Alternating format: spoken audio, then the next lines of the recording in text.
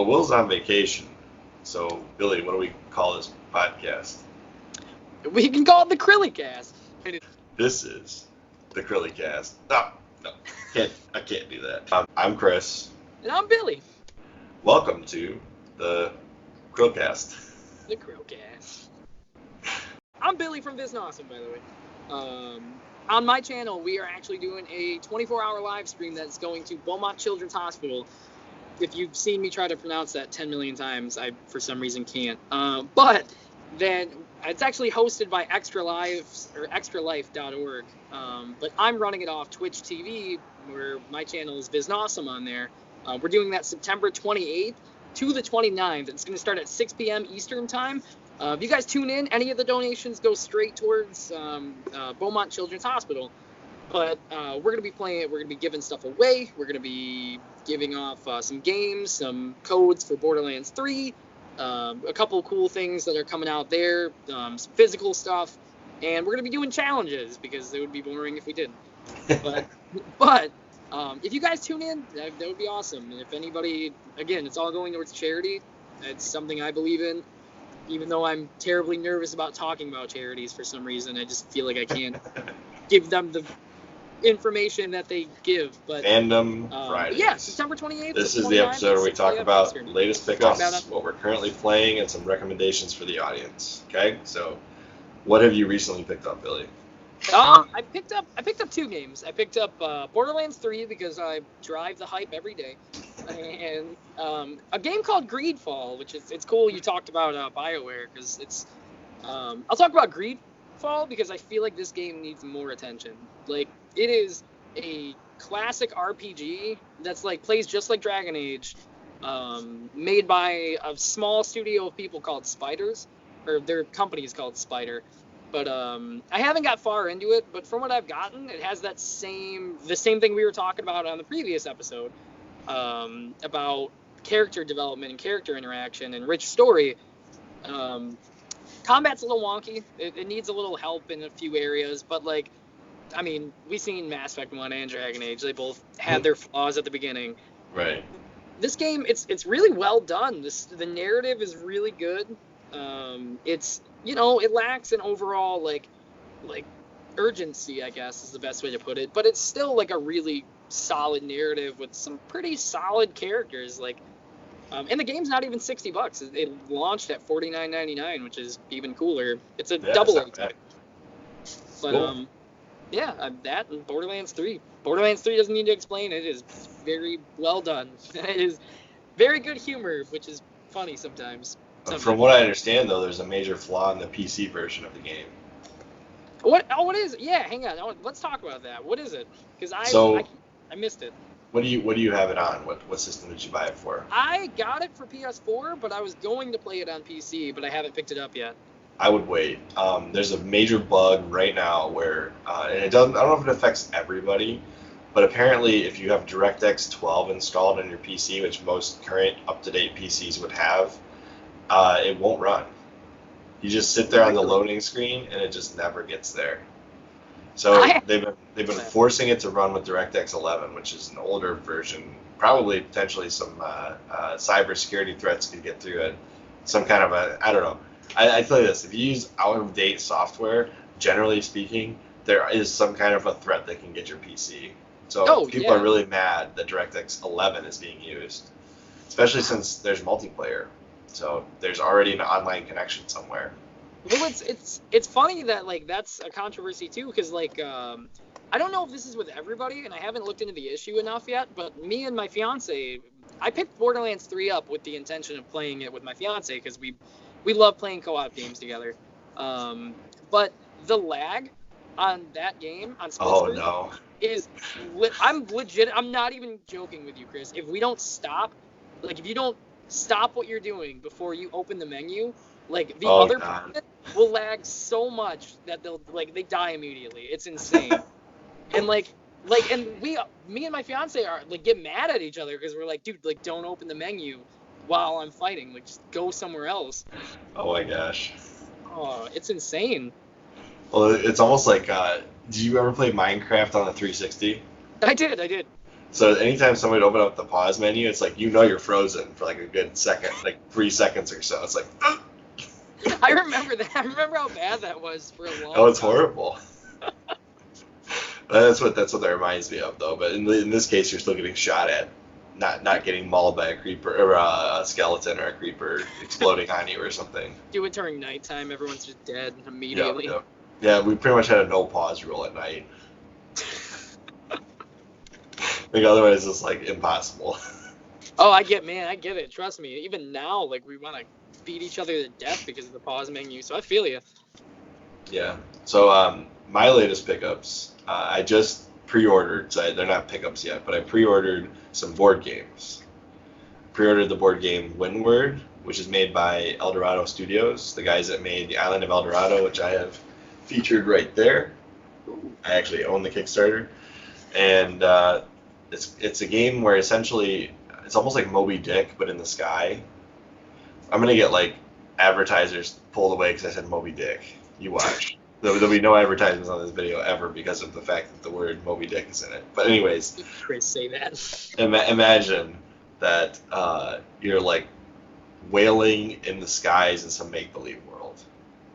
Right? That's the whole premise. They're trying to get these, and these whales are not good people. Like they're not good whales. Okay.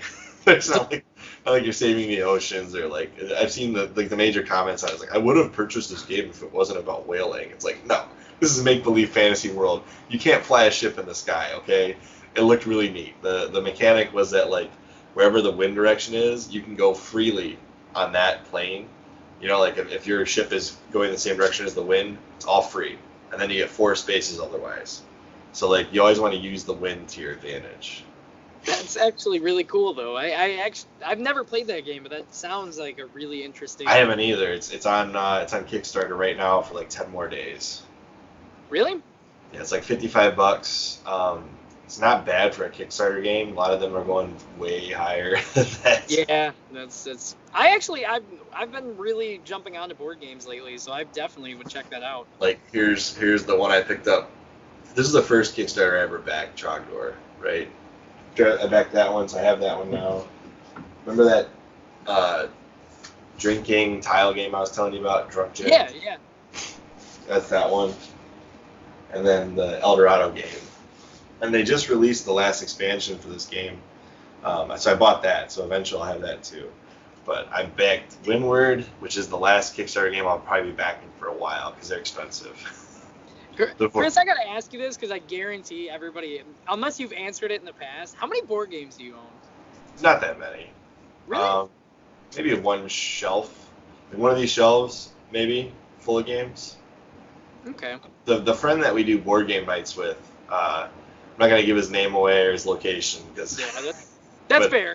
You see this entire like wall here, like floor to ceiling games, board games. He's the game night host, so. That is so cool. I'm always jealous of that. Like I've wanted to collect. That's another collection I've wanted to start forever now. They take up too much space for me to really make a collection out of it. But then the other thing I bought is the latest Starfarer of Catan revision. Oh, so, man. I don't know if you can see this, but I'm like a super fan of Starfarer of Catan. This is the official German figurines. That's awesome. It was not cheap to get these. This game was released in 1999 originally, and then they released the expansion for 5-6 players shortly after that, and then the figurines in Germany. And they never re-released it, so I thought, okay, I'm going to get this old game on eBay, and so I started looking at pricing. We talked about this on the last time I think you were on, and I was like, oh my god, this game's like $500 to buy all the pieces. I was like, oh man. So I just like slowly but surely just watched the prices go up and down, up and down. Eventually, when one of the dips happened, I picked up all 3 of these for about $200 total. That is such a good deal on that, man, truthfully. Because after we talked... Right. They are doing the re-release of the game this year, November. So, of course, I was like, I kept saying, $100, $100, that sucks. So somebody that has like a warehouse distributor pricing for $80, I was like, sold. I pre-ordered it on some other website. So we'll see. I hope it's not a shady website. But yeah, so I'll be comparing in a video in the future the old version to the new version. We'll see what we're getting out of the box, if it's really worth $100. That's the only pickups I've got. I don't have them yet physically, but they're coming. And then yeah, so why don't we talk about what we're currently playing? If you want to roll first, Chris, You're welcome. You're welcome to go first. All right. Just keep this alternating strategy. I'll take it. Currently I'm playing. What did I just pick up? I actually just picked up The Witcher 3. I played it once. You and Will, Witcher 3. Listen, I've never played it, and then neither is he. It's good from what I played. I played it a long time ago. I think 2000, right when it released, and I couldn't get into it. Now I'm trying to. Seems good so far. Cool. Yeah, is that it? Yeah, I wish I had more on it. I thought you were playing Borderlands 3. I have, but here's my thing: is again, everyone knows I've worked at GameStop. I have not left this GameStop, and I feel like a prisoner right now. But I have not left GameStop in since the game has launched. But I have played a little bit. From what I've gotten into it, story is really cool. I'm really excited for the narrative they're going for, and for the new villains they put into it are really hateable right off the bat, which is really cool. But are they on the level of Handsome Jack? That's the thing is at the beginning it's kind of the same route. At the beginning I was all right, Handsome Jack's funny, but he's a jerk, and then he does the unspeakable because he took my favorite character, that son of a bee. But but I was with the new villains, they do something right off the bat that you're all right, that's pretty jerky, but their personality is so you just want to punch them in the face every time they talk, and I like that. It makes me hate them, which I like. Well, my favorite storyline from Borderlands was Tales from the Borderlands. I love that too. Hands down. Yep. I'm so sad that Telltale just. No, have you heard? Yeah, I heard somebody's kind of rejuvenating it, but it's not going to be the same. Hang on. Oh, Chris, hang on. Because listen, if I knew we were going to talk about this. No, but the creative, it's all the original team back from Telltale. I have to imagine some of them aren't coming back. They got a small team, so it's only, I want to say 1/3 of their original people. Because the lady, I don't know her name. She was the creative director of Telltale, but she wasn't a part of the promises of we'll pay you, but we won't actually pay you. She was one of the people that was holding it all together. This is described by the Telltale employees. And then she took her own money and bought the studio next door to Telltale. And this is recent. This is probably this month or last month. And offered 1/3 of them contracts to come back and finish, not finish, but keep going with Batman, The Wolf Among Us, and. See, but that was such a highly anticipated sequel, The Wolf Among Us. Mm-hmm. It's been coming out forever now. I played the first one and I was oh my gosh, aside from all this insane profanity, this is really fun. Because there's a lot of profanity in the Wolf Among Us. Oh my gosh. For a fairy tale, man, they leave nothing left to the imagination. Oh man, no. But I always wonder, I was is he gonna end up with Snow White? Mm-hmm. What's gonna happen there? What the heck? And what happened to the old guy? What the heck, man? They cliffhangered that game so hard, and they fought. It was just with Telltale, they put so much effort into that game, and then that was right when they started buying up contracts left and right to do all these new titles and. Because that's kind of their own in-house. I don't know if they own the rights to it or not, but it's kind of their own in-house game because nobody made a game for that franchise before, Yeah, Wolf Among Us was them first, which is really cool. But yeah. So, anyways, let's move on to. Oh, am I currently playing? I'm playing obviously the Persona games, pretty much all of them, including this one. Persona 2, nice. Yeah, this is fully complete PS1, so that was what I got for $50. I've technically started this one, but I doubt I'll get anywhere near finishing this anytime soon because it's just not convenient for me to play it right now. I have to come down here to the basement, put it in the PS3, put in the controller and play it. Because it's not available on the Vita, it's not available on the PSP, but it is on the PS1 Classic and the PS3, of which I have both. So I guess multiple ways to play it on the exact same TV. So it doesn't really help me. Same way with Tokyo Mario Sessions FE. I would love to play it, but all that setup. Yeah, I feel you, man. That's a lot. I mean, like now that it's coming to the Switch, which is cool. I'm happy about that. Getting it again. Because I'll actually play it on the Switch. Just like my 3DS and my PS Vita, I play those all the time. I get so happy when they re-release like obscure, not obscure, but like stuff that like no one expected on the Switch, and like they've been doing that left and right lately, and I've been where's Pikmin? I know, man. God, it's one of those like when the last Pikmin came out on the 3DS, like I was like completely caught off guard. I was like, oh, that's cool. Like, but it was Hey Pikmin. It's like a 2D side-scroll Pikmin. It's like, what the heck is this? And nobody knew that until they came and picked it up because I dealt with it hard. That was very. Is there a lot of returns? Yeah, I actually have a really good friend that I've like we both worked at one of my jobs together forever, and then like when I started at GameStop, he was like, hey, Pikmin's coming out, and I was like, yeah, dude, like I didn't know anything about it either. I was like, yeah, like it seems really cool, and then he came to pick it up, bought it.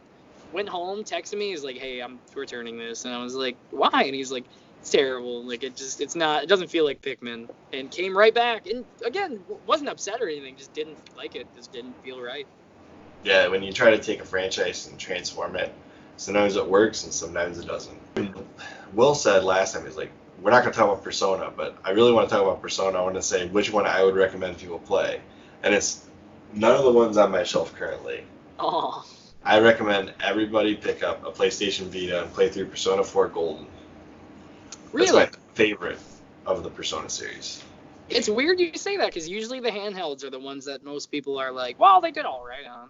Well, the Persona 3 Portable, there's an argument to be made not to play that version. And that's because you go from a 3D animated PS2 title to a visual novel style lesser game, essentially. That's how most of the fan base feels about Persona 3 Portable, is that it's the lesser of the two games. Whereas they say that FES is the one you should play. That is the general rule. If you go on the Reddit, everybody's like, P3P sucks, but FES is awesome. Like, okay, but you're missing it. Now I'm getting into something that's like way off topic, but no, Chris, you're fine, man. The only real upgrade from Persona 3 Portable from FES, and a lot of people say, well, that changes the whole game. It's like, well, okay, but that's really, a lot of people like that, is you have direct party control. Whereas in Persona 3 FES, you only control the main character, and the other three characters are AI controlled. So there is a hack if you play it on the PC to get direct party control. Yeah, that's cool. That is the one upgrade in the PSP version. Is the PSP version, they implemented direct party control, so you can pick all their moves. So a lot of people say the only reason you play the portable version is to get the party control. That's actually that's a cool hack to actually put in there. I mean, that would make things a lot easier. Jesus. Oh yeah. So the definitive version of, that's the reason why people are still clamoring for a definitive version of Persona 3. Because there's like elements in the PSP version that aren't in the PS2 version, and there's no direct party control in the PS2 version. And you have to remember, this is all like 360p, like whatever the PS2 is outputting at the time. So like none of the visuals are all that great compared to modern day. Whereas Persona 4 got the upgrade to the Vita screen, and the PS TV can play it on the TV. So you have essentially HD Persona 4. Persona 5 is beautiful HD. They're like, okay, we don't care about Persona 1 and 2, because nobody cares about Persona 1 and 2 except for the hardcore fan base. But let's get Persona 3 on an HD screen, and now that they've seen the dancing games where they reanimated all the Persona 3 characters, everybody's like, okay, Atlas, give us Persona 3 HD Definitive Edition. I gotta go back, man. Like, you make me want to go back, because I've only dabbled in Persona, but like I really want to get into the series now, man. Like Well, I've said this last time when you were talking about it. Like, your passion for it, like, drives me to go get it. I do like the series quite a bit. That one and Fire Emblem, and then Age of Empires. I love that series too. Age of Empire, yeah, I'm with you, man. I love my tactical games. Like, holy crap. But yeah, so I recommend anybody that hasn't played the Persona series, start with either 3 or 4. I prefer 4 Golden. So if you can get a Vita TV, play Persona 4 Golden. What about you? What do you recommend? Just in general or Persona? Anything. Anything? If any game, I'd probably recommend. I recommend Greedfall, the one I was just talking about, man.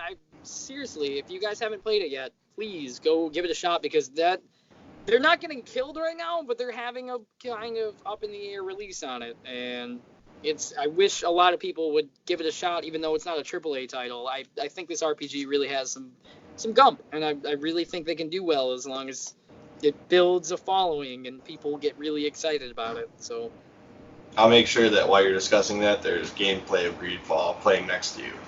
I don't know if you noticed in the last video we started doing some of that. Oh God, let me please sponsor Greedfall. I want so hard to do well. Is there anything else you would like to recommend? Other recommendations. You know what? On the side note, I've been watching Torchwood, and it's very old, but everyone should watch that again. It's Doctor Who spinoff. So. Oh, okay. Okay. It's cool. It's definitely it's fun, and Torchwood is an anagram of Doctor Who, which is funny. But oh yeah, it is. But yeah, it's good. Like it's definitely worth watching. It's very old. It's not very old. It's like 8 years old, but like visual quality is not the greatest, but it's well done. I like it. Kind of like how Deltarune is an anagram of Undertale. Yeah, which threw me off for the first 10 minutes. I played that. It's fun. I can't wait until I finish it. Right, because it's only like the first part of the game has been released essentially. Mm-hmm. There was another anagram of Deltarune or of Undertale. Somebody wrote this up. I gotta look this up now. It was like a meme, but it was hilarious. Oh man. I'm trying to remember what it was. Let's see. What did they put? Somebody, I think it might have been Reddit. Let's see if it's on here or not. Oh, unrelated. That's how they tried to make Deltarune. They're like, it's not related at all, but here's all the same characters in different roles. Because unrelated is literally a anagram of Undertale. It describes. Listen, unrelated describes Deltarune with every chance they got. Although there was supposedly something from Undertale in it. It was. It's like, and that's the thing that kind of gets me about them making like another episode, because like it hints hard that Undertale happened in that like universe, but they don't mention it enough. So I don't know. We'll see. It's been fun. I'm Chris. And I'm Billy. And we will see you on the next CHRILLCAST. Oh.